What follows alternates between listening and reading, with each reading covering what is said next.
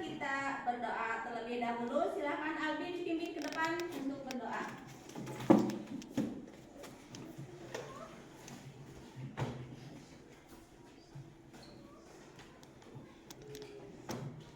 Duduk yang rapi. Siap. Mari berdoa. Tangan diangkat, kepala ditundukkan. Berdoa dimulai. Bismillahirrahmanirrahim.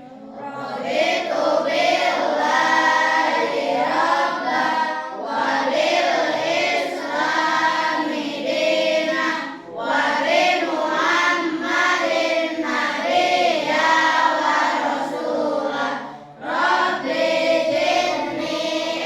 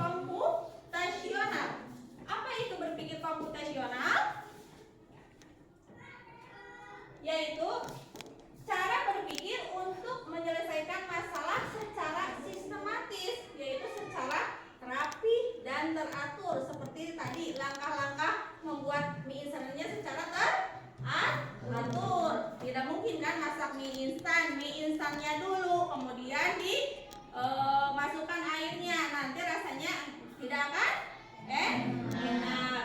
Ya, jadi harus dididihkan dulu airnya, kemudian baru masukkan mie instan. Nah, kemudian berpikir komputasional itu membantu kita membuat langkah-langkah yang mudah dipahami. Tadi kan kita membuat mie instan, langkah-langkahnya mudah ya dipahami. Kemudian berurutan dari didihkan air dulu, atau pertama masukkan air ke dalam panci, kemudian nyalakan kompor, kemudian didihkan air. Nah, setelah mendidih baru masukkan mie instan. Kemudian beri bumbu dimasukkan ke dalam mangkuk. Kalau sudah matang, kemudian siap disajikan. Berurutan dan bisa dipakai manusia atau komputer. Misalnya apa? Kalau kita ada kan mesin sekarang di iklan-iklan mesin pembersih lantai tanpa manusia. Jadi kita kasih instruksi. Misalnya maju 3 langkah, belok kanan, belok kiri, isap debunya, lap lantainya. Nah, itu adalah cara berpikir komputasional. Kemudian ada sekarang robot-robot atau mobil yang tanpa pengemudi. Jadi ada instruksinya. Nah, itu adalah salah satu contoh berpikir komputasional. Kemudian yang selanjutnya adalah tujuannya apa? Supaya masalah yang kelihatannya sulit bisa jadi mudah kalau kita bagi menjadi langkah-langkah kecil. Kemudian menyusun solusi langkah demi langkah. Yang terakhir adalah belajar berpikir dengan masuk akal. Harus masuk akal dan tidak asal percaya supaya bisa menemukan jawaban yang benar. Nah, ketika tujuan ini nanti ada di dalam 4 prinsip berpikir komputasional, yaitu kita lihat, yaitu 4 prinsip berpikir komputasional itu yang pertama ada dekomposisi, yang kedua ada pengenalan pola, yang ketiga ada abstraksi, dan yang keempat ada algoritma. Nah, di sini dekomposisi itu apa? Yaitu memecahkan masalah besar jadi bagian kecil. Contoh, menyusun acara sekolah. Acara di sekolah kita ini kan mau ada, misalnya sekarang kan bulan Maulid ya, itu Rabiul Awal, bulan kelahiran Nabi Muhammad. Kemudian kita mengadakan kegiatan acara sekolahnya, yaitu memperingati kelahiran Nabi Muhammad. Nah, kita itu harus disusun dulu, dipecahkan. Dulu apa dulu gitu kan? Yang pertama tempatnya di mana? Misalnya tempatnya di lapangan upacara. Kemudian pesertanya siapa? Pesertanya misalnya semua warga sekolah SDN Magam Bukti 1. Di kapan nanti kita mengundang pesertanya dari TK misalnya. Kemudian konsumsi. Nah, kita juga perlu konsumsi, kita pesannya cateringnya dari siapa gitu kan. Dan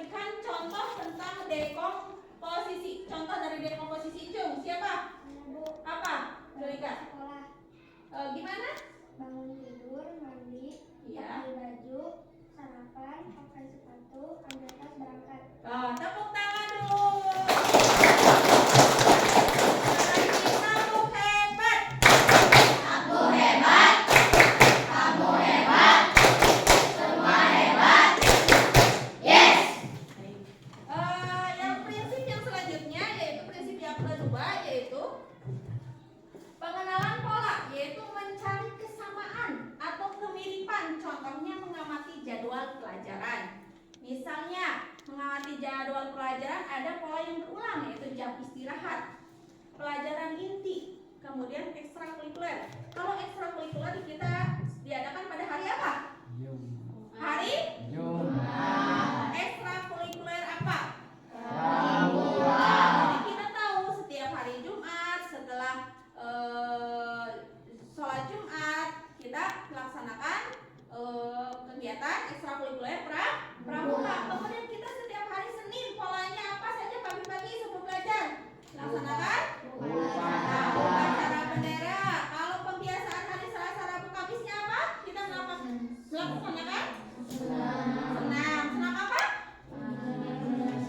Senam Indonesia Hebat. Kemudian hari Jumatnya kita melaksanakan apa? Sholat duha.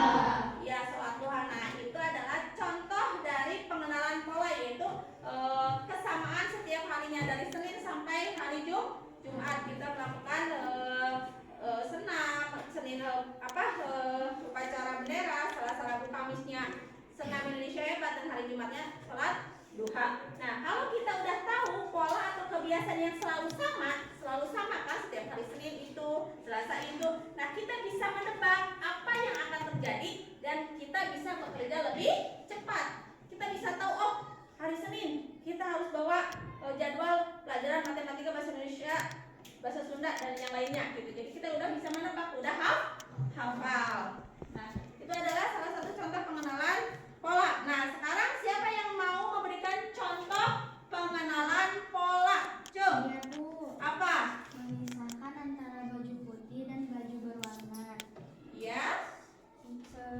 Misalnya kita mencuci baju putih, Apa? kita harus memisahkan antara baju berwarna dan baju putih karena baju putih bisa ternodai oleh baju berwarna. Ya. Betul jawabannya ya. Tepuk hebat. Aku hebat. Kamu hebat. Semua hebat. Yes. Selanjutnya yaitu konsep selanjutnya yaitu prinsip selanjutnya abstraksi, yaitu menyaring informasi penting, mengabaikan yang tidak perlu. Contoh, peta kota hanya menampilkan jalan utama, bukan semua detailnya. Misalnya ya, ibu itu akan melaksanakan, misalnya akan mengadakan acara nikahnya anak ibu. Nah, itu kan di dalam kartu undangan itu menampilkan peta, karena semua teman-teman ibu atau semua undangan yang ibu undang itu tidak semuanya tahu alamat rumah ibu. Nah, kemudian ibu menampilkan peta di dalam kartu undangan tersebut. Nah, di sana kan tidak semua mungkin dicantumkan nama rumah si A si B, tapi hanya bangunan-bangunan tertentu yang mudah dikenali. Misalnya bangunan apa, dari jalan utama belok ke kanan ada bangunan kantor kepala desa, kemudian ada bangunan SD Marga Mukti 2, kemudian lanjut lagi lurus jalan ada bangunan masjid, kemudian lurus lagi ada bangunan SDN Marga Mukti 1, lurus lagi ada tower, kemudian setelah itu menemukan jalan pertigaan, tapi di dalam petunjuk peta tersebut tanda panahnya lurus, kemudian di sebelah kiri rumah ibu. Nah, itu adalah salah satu contoh abstraksi. Kemudian ada contoh yang lain. Misalnya kemarin kalian pas ada demo di Kota Majalengka, kalian menanyakan, Bu, libur enggak? Kata orang lain libur. Kemudian ibu memberikan surat dinas melalui WA bahwa yang libur itu hanya Kecamatan Talaga. Di luar Kecamatan Talaga tidak libur. Jadi kalian lebih mempercayai ibu atau berita yang lain? Ibu. Nah, itu jadi fokus pada informasi yang relevan untuk tujuan. Jadi kita sekolah ya, informasinya yang sesuai, jangan berita yang tidak penting. Kemudian yang selanjutnya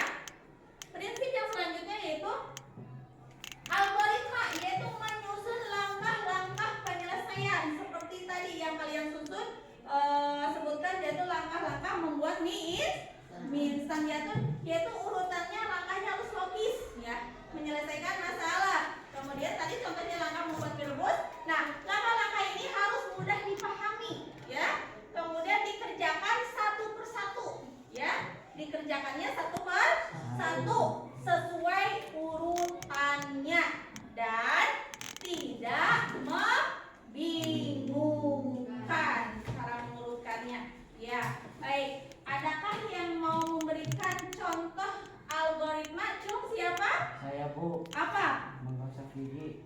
Gimana urutannya langkah-langkahnya? Bilas sikat, beri pasta atau odol, gosok gigi, berkumur, bersihkan sikat. Oke.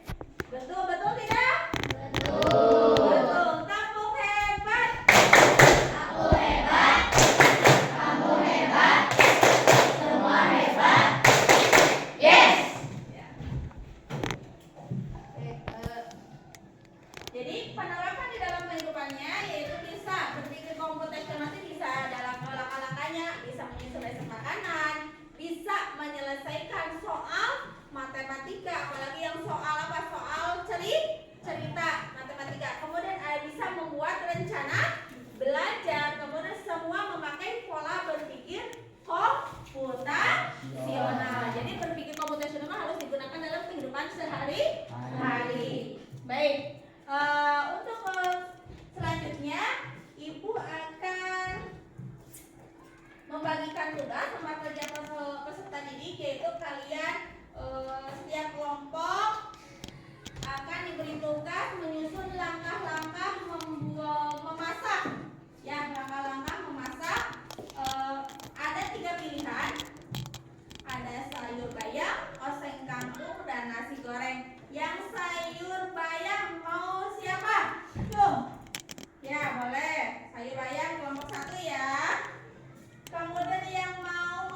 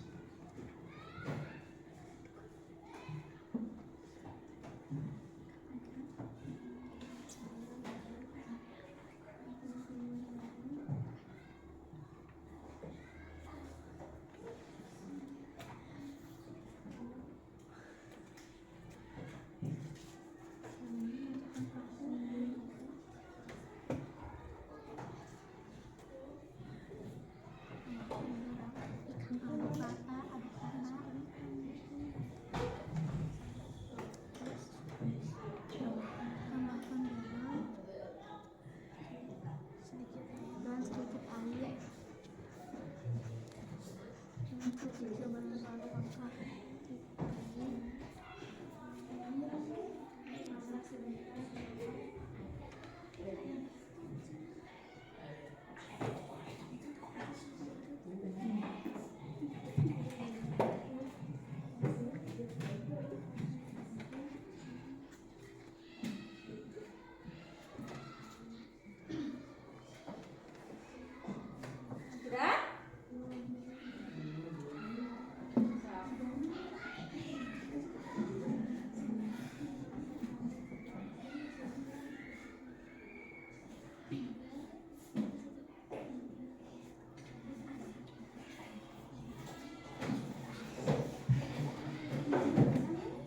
Selesai?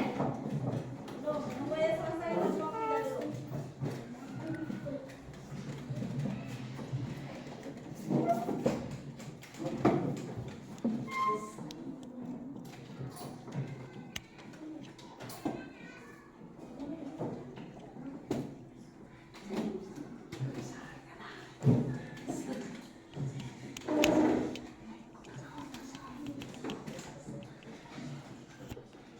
Jadi diskusi yang kalian telah lakukan itu cara menyusun langkah-langkah memasang sayur seperti bayam, kacang kampung dan nasi goreng itu dibuat dengan algoritma.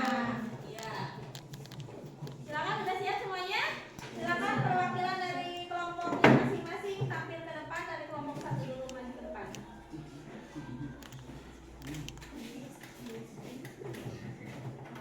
Assalamualaikum warahmatullahi wabarakatuh. Waalaikumsalam warahmatullahi wabarakatuh. Nama saya Fitri, saya perwakilan dari kelompok 1. Saya akan membacakan langkah-langkah sayur bayam. Bahan dan alat yang diperlukan: 1 bayam, 2 bawang merah, 3 bawang putih, 4 garam, 5 air, 6 panci, 7 sendok, 8 sudut, 9 madu, 11 kompor, 12 tabusan, 13 pisau. Urutan langkah memasak sayur bayam: 1. Cuci bayam hingga bersih, 2. Kupas dan iris bawang merah, bawang putih, 3. Masukkan air ke dalam panci, 4. Mendidihkan air di dalam panci, 5. Masukkan bawang, garam, dan penyedap, 6. Masukkan bayam, masak sebentar sampai kering, 7. Angkat dan sajikan. Sayur bayam hangat siap disajikan. Sekian, terima kasih. Assalamualaikum warahmatullahi wabarakatuh. Waalaikumsalam warahmatullahi wabarakatuh. Kemudian kelompok 2 silakan perwakilannya maju ke depan.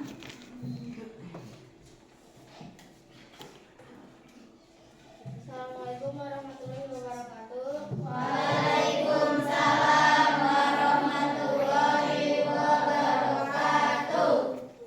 Nama saya Siva, akan membaca langkah-langkah cara memasak oseng kampung. Alat: pisau, kompor, telengan, gas, wajan, spatula, piring, garpu.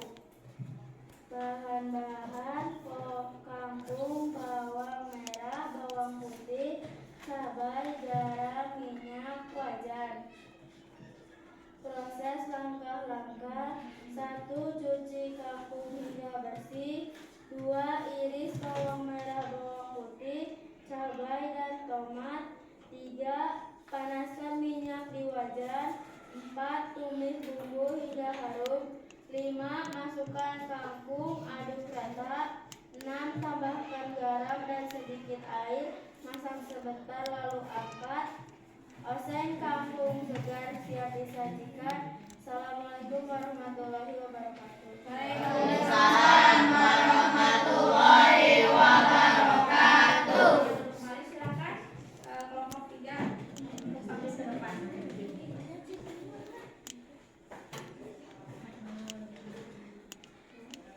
Assalamualaikum warahmatullahi wabarakatuh. Waalaikumsalam warahmatullahi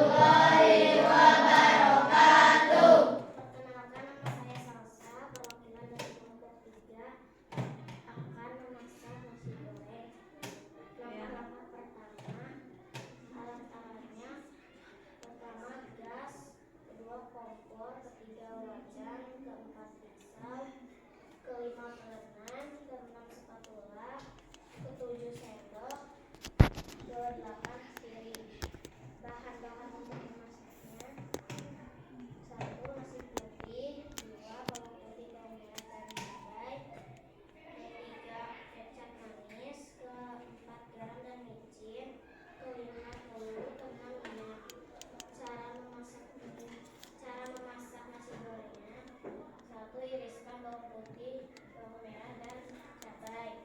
2. Masukkan minyak ke wajan dan masukkan cabai hingga harum.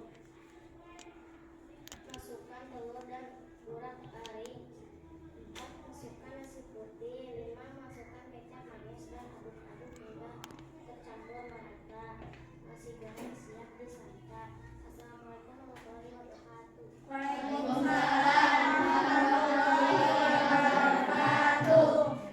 Kasih minta tugasnya dikumpulkan dulu. Siva sama Putri Salsabila tugasnya dikumpulkan. Baik. Alhamdulillah ya, semuanya sudah bisa menyusun algoritma langkah memasak dengan baik. Berikan tepuk tangan.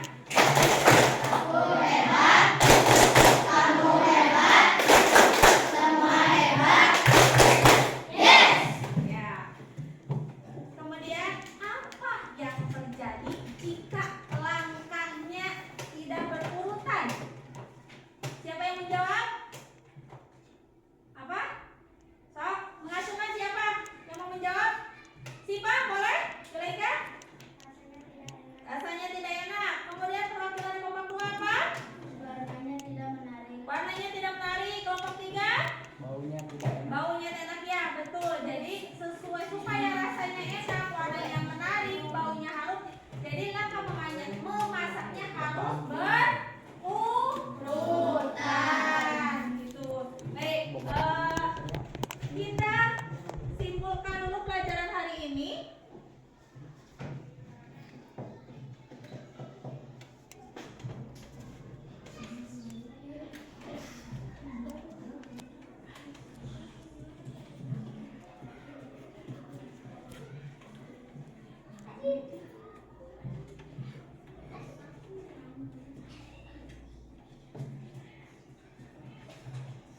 Ya, kesimpulan pelajaran hari ini, berpikir komputasional itu yaitu membantu kita hidup lebih teratur, efisien dan kreatif. Jadi yang pertama prinsipnya apa? Tadi prinsip yang pertama dari berpikir komputasional yaitu dekomposisi, yaitu memecahkan masalah lebih mudah diselesaikan. Yang kedua apa? Menemukan Kesamaan lebih cepat menemukan solusi. Yang ketiga apa? Abstraksi. Yaitu apa? Fokus pada hal penting, solusi lebih sederhana. Yang keempat? Algoritma menyusun langkah logis, masalah terselesaikan dengan teratur. Ya, betul sekali. Baik, pelajaran hari ini disebutkan sampai sini dulu. Baik, sebelum kita pulang, marilah kita berdoa. Silakan Alvin pimpin doa.